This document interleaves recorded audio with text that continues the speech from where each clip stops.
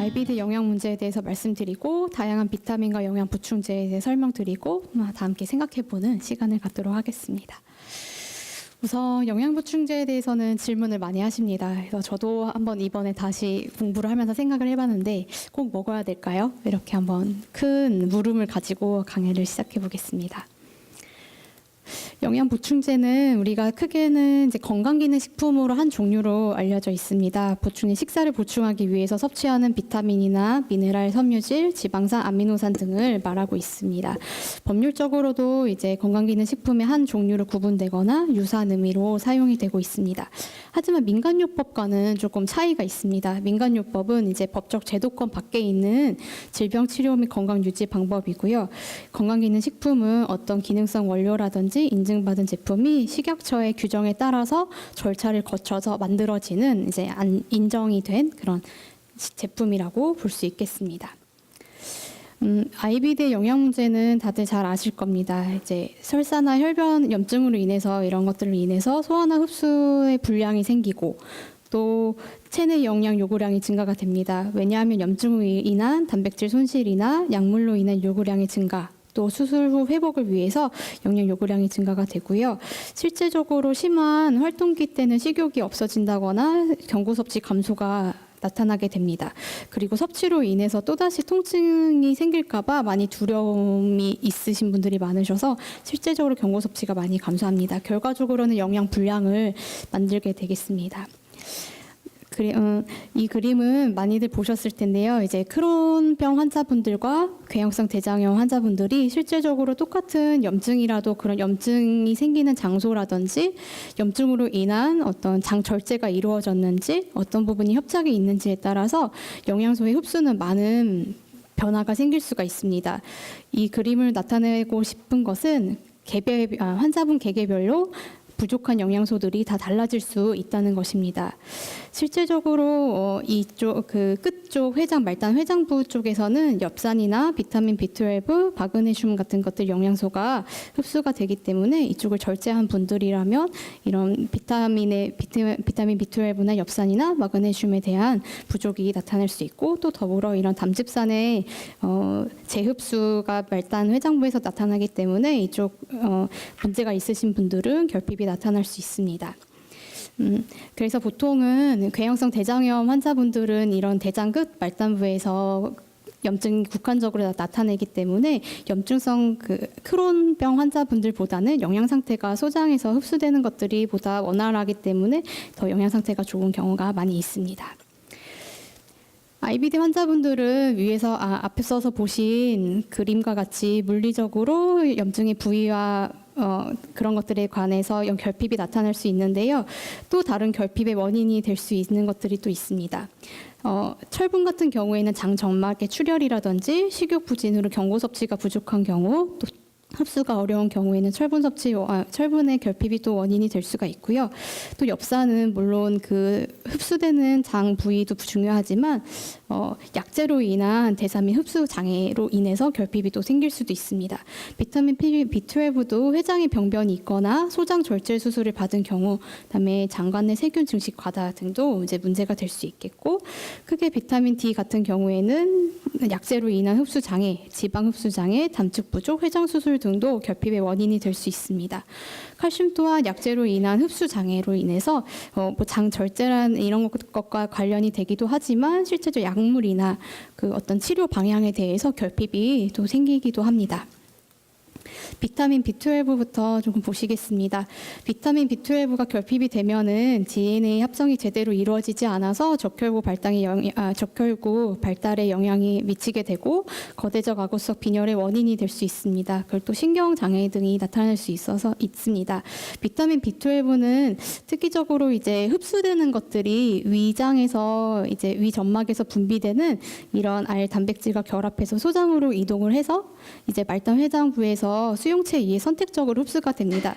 그래서 이제 말단 회장부에 염증이 있는 분들, 회장 절제, 위를 절제하신 분들, 실제적으로 이런 식품공업이 동물성 식품인데 염증으로 인해서 통증 유발을 하는 육류나 어패류, 생선, 안류, 유제품 등을 섭취를 제한하시는 분들이나 채식주의자 분들은 비타민 B12의 결핍이 생길 수가 있습니다. 그래서 결핍이 있는 경우라면 이제 영양 보충제 섭취가 권장이 되고요. 필요시에는 근육 주사를 통해 공급을 하고 있습니다. 과잉 섭취 시에 특이적인 독성은 보고되고 있지 않은데요. 실제적으로 그 비타민 B12의 그 영양 기능 정보를 보게 되면은 이렇게 하루에 필요한 것들에 대해서 2.4 마이크로그램에 대해서 2만% 정도로 과량으로 이제 들어가 있지만 특이적으로 독성은 없으니까 이 정보에 대해서 이렇게 확인하시면 되겠습니다. 그다음에 엽산입니다. 비타민 B12와 같이 이제 빈혈과 관련이 되는데요. 이제 특이적으로 DNA 복제 관여, 세포 분열과 성장에 매우 중요합니다.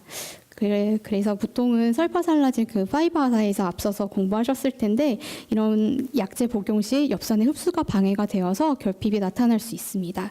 일반적으로 이런 설파살라진이나 그 메살라진 같은 것들을 항염증에 복용하시는 분들은 엽산제를 함께 처방을 받으시는 분들이 있습니다. 엽산은 이렇게 우리가 필요한 기준치에 대해서 이제 400 마이크로그램 정도 이제 영양 기능 정보를 볼 수가 있는데요.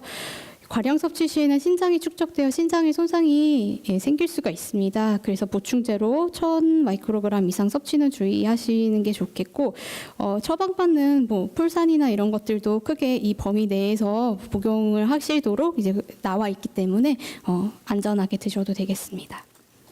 비타민 D나 칼슘 같은 경우에도 골밀도 감소와 관련이 많이 있습니다. 물론 섭취와도 유제품 섭취나 이런 것과도 관련이 되겠지만 스테로이드제 복용 시 결핍의 위험이 큽니다. 그래서 스테로이드 치료를 받는 IBD 환자에 대해서는 비타민 D 부족에 대해서 이런 평가가 꼭 권장이 되고 있습니다. 비타민 D와 칼슘의 적절한 섭취도 이제 필요한데요. 실질적으로 스테로이드 처방 받으시는 분들은 비타민 D를 포함한 칼슘제가 함께 처방이 되고 있습니다. 예를 들어 소론도나 디카맥스를 같이 처방 받으신 분들이 있을 거라고 이렇게 생각이 되어집니다. 철분도 많이 결핍이 앞서서 출혈이나 이제 흡수에 대해서 부족하신 분들, 그다음에 섭취가 어려우신 분들은 이제 철분의 결핍이 나타날 수 있는데요. 체내 산소 운반과 혈액 생성, 에너지 생성 등에도 철분은 필요하기 때문에 부족 시에는 빈혈이 나타날 수 있습니다. 철결핍성 빈혈이 있을 경우에는 나이를 불문하고 소아나 어르신들, 성인 상관없이 철분제 섭취가 반드시 권장이 됩니다. 빈혈을 교정하게 되면 활동 및 삶의 질에 개선이 되고 있습니다.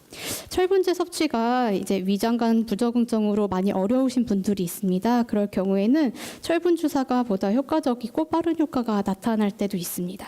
헤모글로빈 수치가 이제 10 g/dL 이하이거나 심한 활동기 IBD 환자들 중에 철분제 경구 섭취가 어려우신 분들은 이제 주사제가 이제 고려가 되고 있습니다. 이제 하나하나 특이적인 비타민이나 철분제를 어떤 특징이 있는지 보셨는데요. 우선 제가 계속 말씀드린 게 약제 때문에 필요한 결핍이 나타나는 경우에는 교수님들이 처방을 해주신다고 이렇게 말씀을 드렸는데 나는 특별하게 결핍 증상이 없고 식사에서 조금 부족한 것들이 있어서 먹고 싶다. 어떤 것들을 좀 권장해야겠느냐 물어보신다면 이렇게 살펴보시라고 말씀을 꼭 드리고 싶습니다. 첫 번째는 건강기능식품 표시를 확인을 하셔야지 됩니다. 이게 좀 사진이 작긴 한데요. 이런 그 바깥면에 항상 건강기능식품 마크, 인증 마크가 있습니다. 그것을 먼저 확인하시는 것이 필요하고 두 번째는 이 뒷면을 보시면 제가 아까 얼마큼의 영양 성분이 들어가 있는지 항상 이렇게 표시해 드렸는데 영양 기능 정보라고 합니다. 이 두 번째 이 영양 기능 정보를 반드시 확인하셔야지 됩니다. 그래서 이렇게 종합 비타민에는 우리가 에너지나 여러 가지 에너지 대사에 필요로 하는 비타민 B군이 조금 다양하게 들어가 있는지 우리가 아까 부족할 수 있는 비타민 D 같은 것들 들어가 있는지 그리고 이제 독성을 나타내는 비타민 A는 적정량 하루 권장량 이내로 들어가 있는지 확인을 꼭 하셔야지 되겠고요. 또 세 번째는 또 한 번 돌려보시면은 원료명이라고 뒤에 나와 있습니다. 원료도 한번 보시는 것이 좋습니다. 이것들이 합성돼서 만든 비타민, 물론 비타민 C 같은 경우에는 합성 비타민이 보다 효과적이지만 보다 이렇게 파이토케미컬이나 천연 비타민을 위주로 들어가 있는 것들도 훨씬 몸에 더 도움이 될 수 있다고 볼 수 있습니다. 그래서 합성되는 바이타민 E보다는 이렇게 천연으로 만들어진 바이타민 E 권장해드리고 있고요. 그 코팅제나 그것들을 이제 여러 가지 이제 합성 부영제라고 합니다. 이산화규소나 스테아린, 마그네슘 같은 것들은 너무 과도하게 들어가 있지 않은 것들로 보시면 되겠고, 보통 임산부의 비타민 같은 것들은 이런 것들이 조금 더 적게 들어가 있거나 빠져 있는 것들이 있으니까요. 여러 가지 뒤를 항상 돌려보시고 확인하시고 비타민을 고르실 수 있도록 그렇게 권장해드리고 있습니다. 또 많이 질문하시는 것들 중에 하나가 오메가3입니다. 우리가 피시오일로 정제어유라고 하는데요. 오메가3는 세포를 보호하고 세포 구조를 유지하고 원활한 신진대사에 도움이 됩니다. 그런데 아직까지 그 IBD 관액이 통증이 없이 잘 유지가 되는 그거에 대해서는 아직 관계가 영구적으로 근거가 아직은 확실치가 않습니다. 그래서 우리가 이스펜, 유럽 경정맥 영양학회에서는 성인 및 소아 IBD 환자에게 오메가3 처방을 특별하게 권고하고 있지는 않습니다. 그래서 권장 하루 섭취량이 하루 약 0.6에서 1g 정도 내외인데요. 우리가 이런 것들을 실제적으로 뭐 처방 바꾸시거나 특별하게 드시는 것보다는 주요 식품 구성이 등푸른 생선, 고등어, 정어리, 삼치, 꽁치, 참치, 들기름 등이 있기 때문에 식사에서 등푸른 생선이나 들기름 같은 것들을 충분히 이용하신다면 크게 섭취에 문제가 없으실 거라고 그렇게 예상되어집니다. 그 다음으로는 또 질문 굉장히 많이 하시는 것들 중에 하나가 유산균 프로바이오틱스입니다. 프로바이오틱스는 이제 적정량을 섭취하였을 때 숙주의 건강에 유익한 작용을 하는 살아있는 모든 균을 이렇게 지칭을 합니다.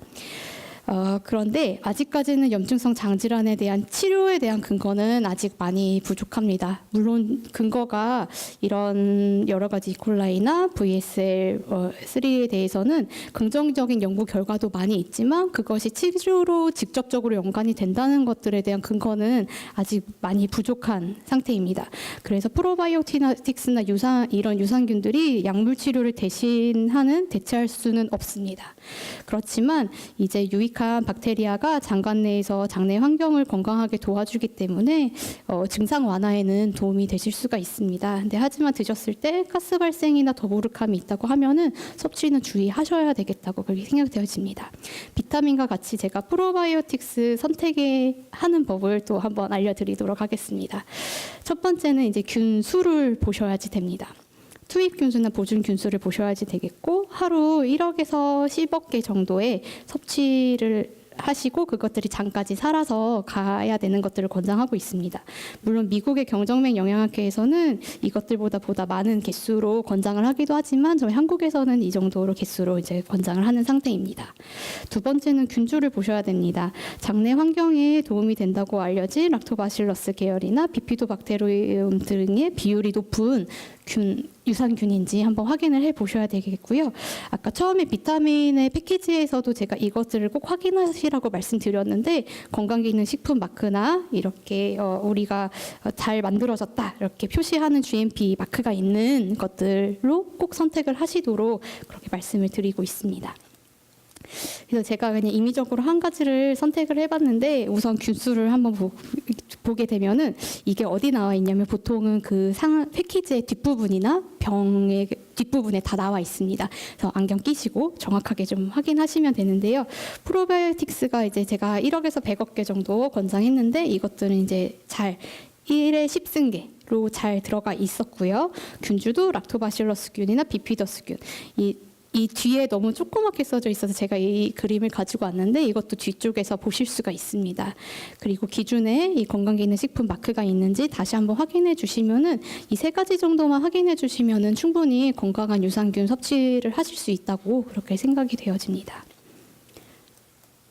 단백질 보충제에서도 많이 질문을 하십니다. 단백질 보충제는 이제 근육의 부피 증가나 운동으로 부족해진 에너지 보충이나 식사 대용으로 섭취하는 인공적으로 정제해서 만든 그런 식품입니다.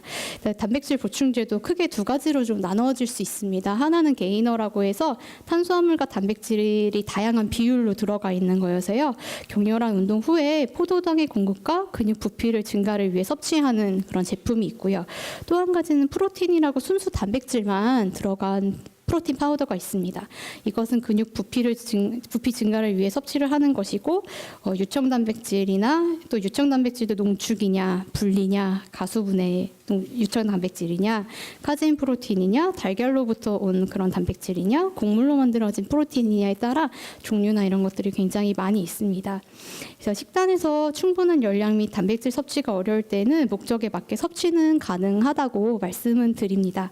하지만 단백질 보충제는 좀 특이적으로 탄수화물 또는 단백질로만 두 가지의 그 식품군으로만 이루어져 있기 때문에 과도하게 단백질을 섭취하실 경우에는 간이나 신장에 무리가 될 수 있습니다. 그래서 저는 사실은 단백질 보충제를 특별하게 권장하기보다는 식사가 많이 부족하고 단백질 섭취를 원하시고 조금 열량 섭취를 늘리고자 하시는 분들은 ONS, 즉 경구 영양 보충제를 보다 권고하는 편입니다. 경구 영양 보충제는 이 단백질 그 탄수화물 두 가지 식품군뿐만 아니라 비타민이나 미네랄, 다른 여러 가지 영양소들이 함께 있어서 균형 영양식이라고 말할 수 있습니다. 그래서 우리가 단백질 보충제도 관심이 가시면은 그 한도 안에서 적절하게 사용은 가능하지만 조금 더 균형 있게 식사가 많이 부족했을 때 보충하고 싶으신 분들은 경구 영양 보충제, 예를 들어서 그린비아나 뉴케어나 하모닐란, 엔커버 이런 제품들로 이용하셔도 좋을 것 같습니다. 그래서 제가 다시 한번 질문을 드리고 싶습니다. 이제 영양 보충제는 꼭 먹어야 될까요? 이제 다시 한번 생각해 보시면 내 상황에 따라서 내가 부족한 것에 대해서 한번 보시고 내가 실제적으로 정말 필요한지 식품에서 충분히 섭취할 수 있는데 너무 과도하게 섭취하는 것은 아닌지 진짜로 필요하다고 하면은 교수님과 상의한 후에 약제로 처방을 받을 수 있는지에 대해서는 환자분들 개개별로 좀 케이스는 많이 다를 수 있으니까 꼭 드셔야 될지 한 번 더 이번 기회를 통해 생각해 보시면 좋을 것 같습니다. 제 강의는 여기까지입니다. 감사합니다.